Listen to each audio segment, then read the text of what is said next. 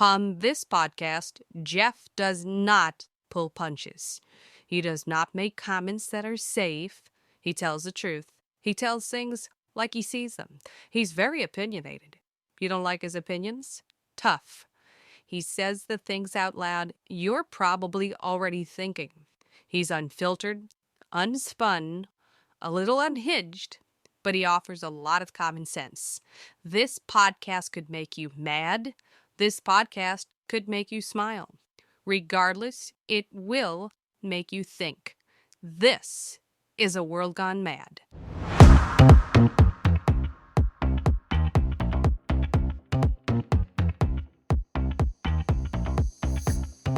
Hello again. This is Season 1, Episode 11 of A World Gone Mad. I'm your host, Jeff Allen Wolf, and in this first segment, we do odds and ends of news, national and around the world, and politics, so let's jump right into it. Biden is very pissed off at Netanyahu in Israel, and President Joe Biden this past Thursday told Israeli Prime Minister Benjamin Netanyahu that the overall humanitarian situation in Gaza is unacceptable, and warned Israel to take steps to address the crisis or face consequences. A stark statement from Israel's staunchest ally. Now, the 30-minute conversation with the two leaders was the first phone call since an Israeli strike killed 7 aid workers from the World Central Kitchen in Gaza. The killings have set off a furor inside the White House, and Biden has been described as reaching a new level of frustration with Israel's campaign. President Biden emphasized that the strikes on humanitarian workers and the overall humanitarian situation are unacceptable, the White House said in a statement shortly after the call wrapped. Now, he made clear that U.S. policy with respect to Gaza will be determined by our assessment of Israel's immediate action on these steps. Biden also said Israel needed to announce and implement a series of specific, concrete, and measurable steps to address civilian harm, humanitarian suffering, and the safety of aid workers. Let's be clear, though, at the same time that the administration was alluding to potential changes in policy if Israel doesn't stop killing civilians, the U.S. was sending more deadly weapons to its ally. Biden is set to greenlight an $18 billion sale of fighter jets from the United States to Israel, and the administration recently authorized the transfer to Israel of over 1,500-pound bombs and over 1,000 small-diameter bombs, according to 3 people familiar with the matter. So, 2 things happening. Again, I stated before several episodes ago, Israel has the right to defend itself. That's a given. But it's been getting out of hand for a while now, and it's a slaughtering of people in the Gaza area. So I'm sorry, I have friends living in Israel, but there's a certain point where Netanyahu is going above and beyond to the point of cruelty and wiping out people, and it's got to stop. And thank God Biden stood up, said something. Let's see if anything comes forth from that, from Netanyahu. I believe recently, and you can look at details online, that Netanyahu did agree to pull out troops from a certain area. Johan, I believe, if I pronounced that right. So we'll see if anything changes. Trump again in the news. Former President Donald Trump was dealt 2 major setbacks this past week in his efforts to derail the criminal cases against him, with judges in the Georgia election interference case and in the federal classified documents case, both rejecting bids by the presumptive 2024 GOP presidential nominee to have those cases thrown out. The judges in both cases have yet to decide other requests put forward by the big orange guy, seeking the dismissal of the Georgia and federal prosecutions, which were brought by Fulton County District Attorney Fani Willis and Special Counsel Jack Smith, of course. But for now, the prospect of the cases eventually going before juries remains alive, and a trial in a third criminal prosecution against Trump, that's the 2019 campaign hush money case, brought in New York, is on track to start this month. Trying every trick in the book, which, hey, as a defendant, Donald Trump is allowed to do, but I'm tired. Anybody else out there fed up with this? Let's get to the trial. If you're innocent, be proven innocent. If you're guilty, be proven guilty. Move on. Let's go past this minutia. Staying with the Trump silliness, Donald Trump falsely claims that appeals court said you won the civil fraud case that he lost. Former President Donald Trump continues to make false claims. What else is new about the New York civil fraud case he lost, including a wildly inaccurate declaration this past week that an appeals court previously said that he won the case. Trump said the appellate division actually gave me the case. I won the case because I won it in the appellate division. I won the case because it's called statute of limitations. You are an idiot, Donald. The appellate division ruled in my favor. That means most of the case is gone. The judge refused to honor it.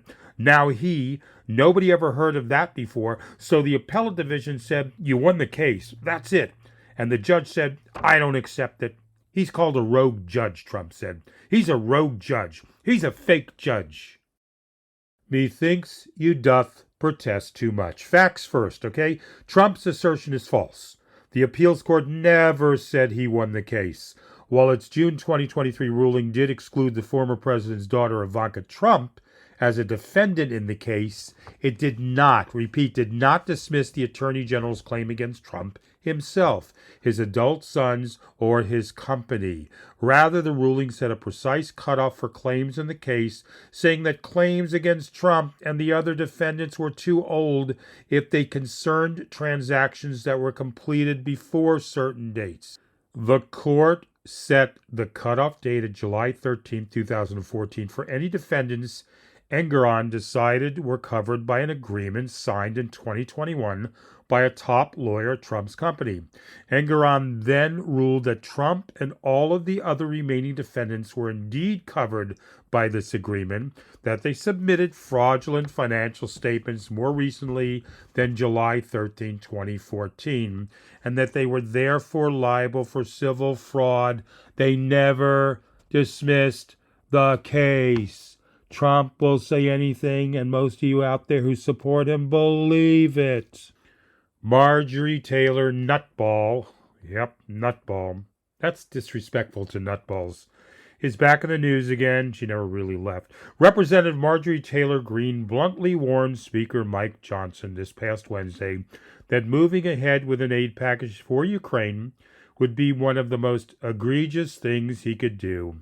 As she said, she was not backing off at all over her threat to force a House vote seeking another ouster of a Speaker of the House.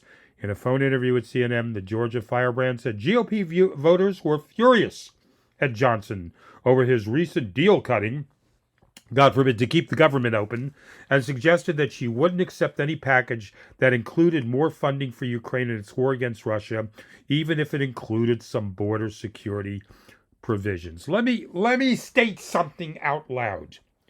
Idiot Marjorie Taylor Nutball Loonball Greene, and anybody who believe this, that Ukraine is not important, and to give aid militarily as far as weapons and money to Ukraine to stop Putin's expansionism, are stupid.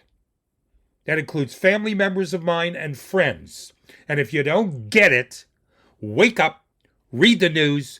Pay attention. Putin is a threat. Putin is a continuing threat, and he has to be stopped. So to say that Mike Johnson can't bring a floor vote about Ukraine aid that they desperately need, otherwise Ukraine falls, the country is taken over, and Russia at that point goes, screw it, I could do whatever the F I want, and I'll keep going. Wake up, America. For those of you who are not paying attention. Here's the trial that is a sore thumb for me that stands out. Okay? This past week, Special Counsel Jack Smith threw down the gauntlet in an extraordinary filing in the Mar-a-Lago prosecution, the case that centers around former President Donald Trump's retention of classified documents and his resistance to government attempts to recover them from his Mar-a-Lago estate. Smith warned Judge Eileen Cannon that her approach to the law governing the handling of presidential records, and so Donald Trump's credibility in the case, was fundamentally flawed, and threatened to seek rare pretrial review by the 11th U.S. Circuit of Appeals. Trump denies, of course, all wrongdoing. Cannon is headed for the most trouble she has faced since the circuit reversed her twice, remember. 2 times they reversed her in her original meddling in the government's pre-indictment investigation. If she does not course correct, she's headed for another shellacking by the circuit, and possible removal from the case. She's either ignorant of law, which I don't think so with all her background, or she's prejudiced. And I believe she's prejudiced. She is putting her finger on the scale of justice towards Donald Trump to help him run out the clock to keep this case from going to trial. And something has to be done, and either reprimand her or remove her. But this is becoming a joke at this point. And in a very dangerous situation, the U.S. is on high alert and actively preparing for a significant attack that could come as soon as the next couple of days to the following week by Iran targeting Israeli or American assets in the region in response to Monday's Israeli strike in Damascus that killed top Iranian commanders, a senior administration official tells CNN. Senior U.S. officials currently believe that an attack by Iran is inevitable, a view shared by their Israeli counterparts. That officials said the two governments are furiously working to get in position ahead of what is to come, as they anticipate that Iran's attack could unfold in a number of different ways, and that both U.S. and Israeli assets and personnel are at risk of being targeted. A direct strike on Israel by Iran is one of the worst-case scenarios that the Biden administration is bracing for, as it would guarantee rapid escalation of an already tumultuous situation in the Middle East. Such a strike could lead to the Israeli-Hamas war broadening into a wider regional conflict, and something Biden has long sought to avoid. This is dangerous. This is on the fire pit right now, smoldering and steaming, and this could escalate and blow up the Middle East where there's no putting everything back in the box again. So be alert, watch. This does have ramifications worldwide and does affect us. I'm going to take a short break. When I come back, my commentary on, my anger within myself. I'll be right back.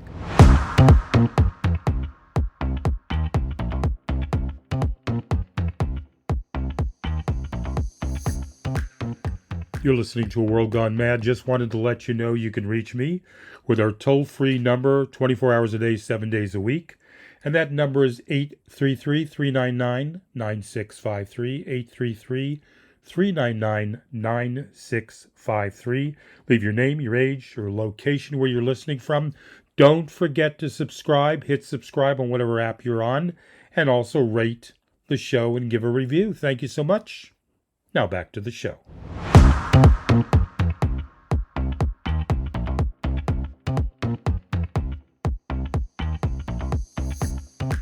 Welcome back. So I was saying before the break that the anger within myself.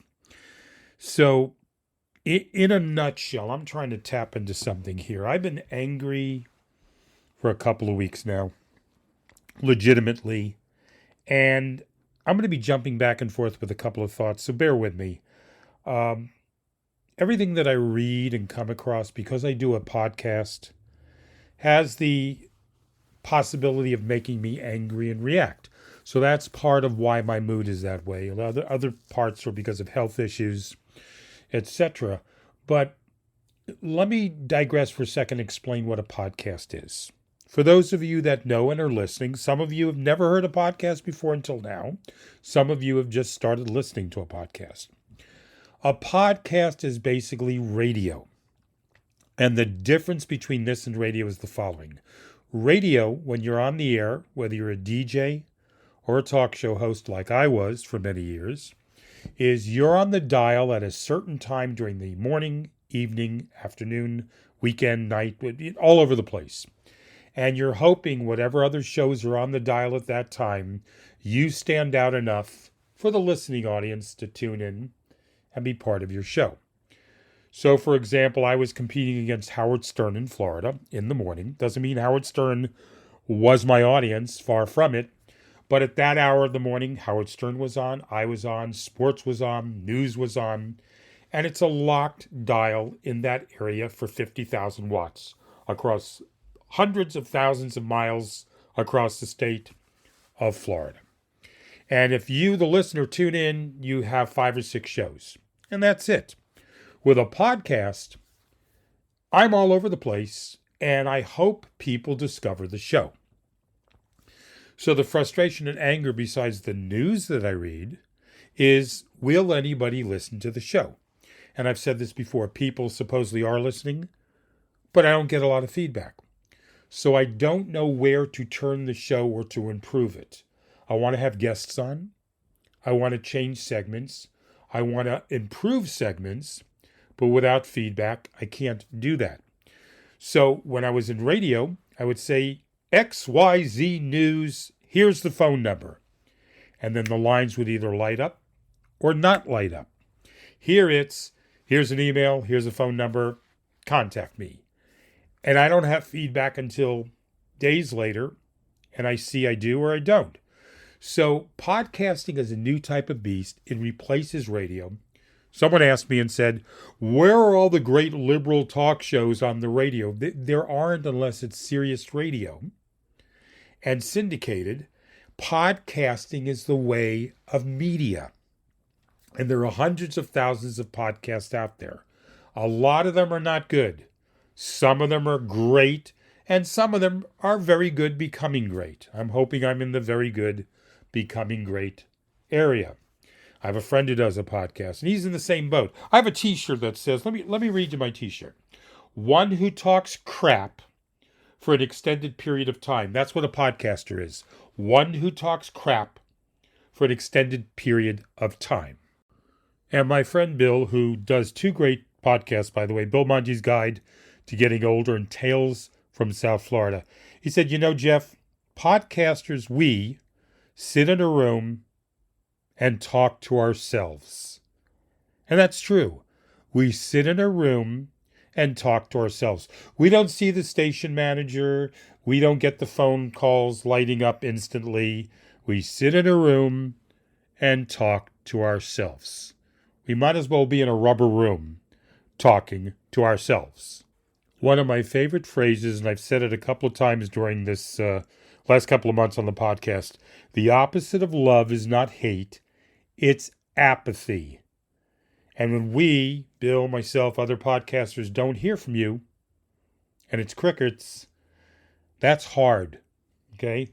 Podcasting is the tip of the iceberg. This is a new media that is going to explode each and every year. It's a multi-billion-dollar industry. So I thank you for listening. That's part of my anger, not hearing from people, the news in itself, Donald getting away with crap, the war in Ukraine, Putin attacking Ukraine, Israel and Hamas, Netanyahu going overboard. All of this just creates anger in myself. And I have my highs and I have my lows during the day. And some of my lows were the following.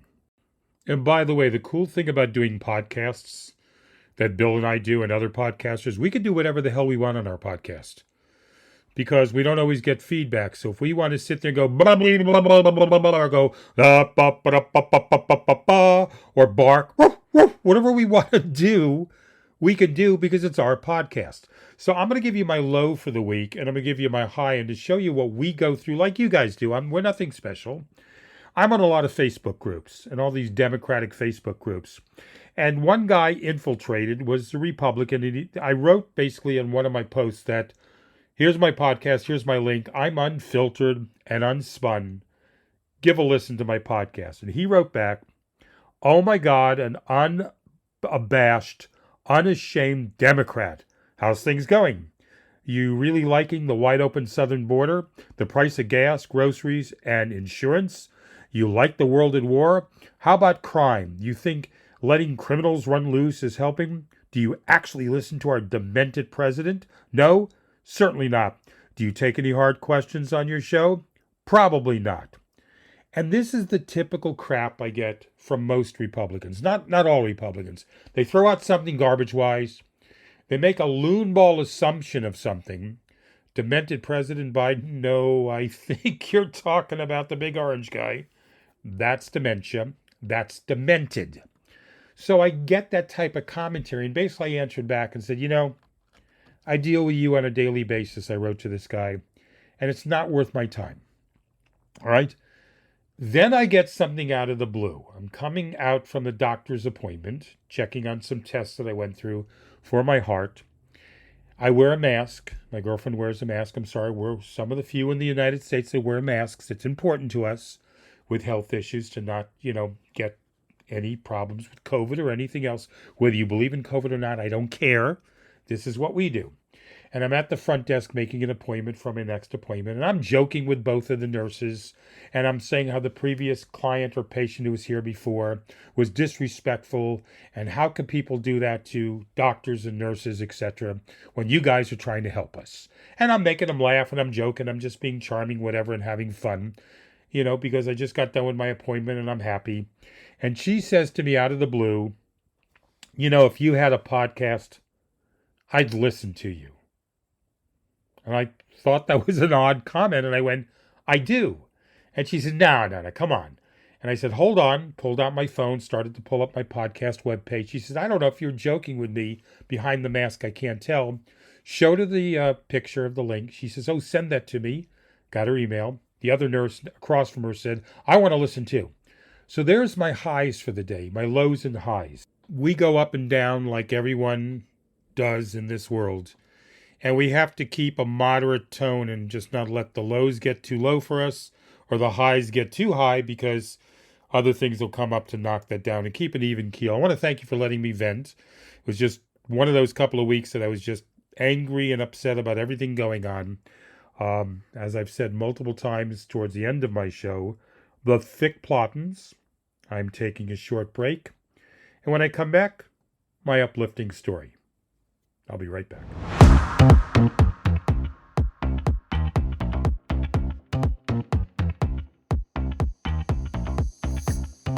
You're listening to A World Gone Mad. Thank you.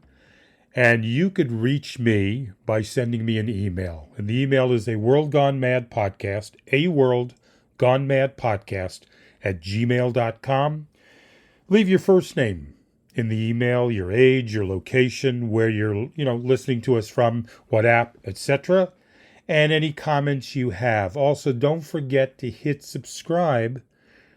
That way I can let you know when the new episode goes online. It's automatic and it's free. Also, if you can review, rate, rank the show on the app you're listening from, that helps me tremendously. I thank you for listening, whether you just joined us for the first time or have been listening for a while. I appreciate that. And now, back to the show.